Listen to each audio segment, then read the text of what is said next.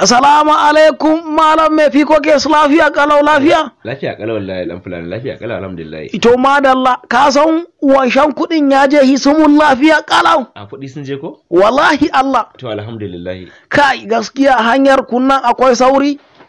Shine na boni ga akuyata za mu je mu gaida inna a ƙauye. Shine na sheto bari na boni ni ma a tura ni. A tura kuma dan fulani kai? A tura ni ta mi tawoki mana. To in banda abinka ba dan fulani? Mu fa nan kuɗi kawai muke turawa.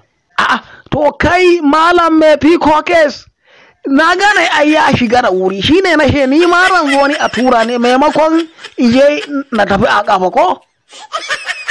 Dan fulani in banda abinka ba mota zaka je ka hau ka je diyan da zaka je ka amma mu nan kuɗi kawai muke turawa. Don Allah don Annabi a tura ni wallahi ko nawa ne zan biya to idan kayan sun yi yawa ma zan aje yar akuyan da ledan nawa sai a tura ni kadai da Allah a taimaka.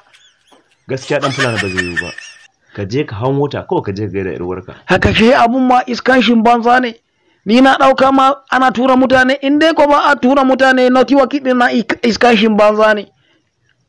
Aikin banza aikin wofi sun zo kawai sun zauna sun dan yi dan akurki shago suna shutan mutane.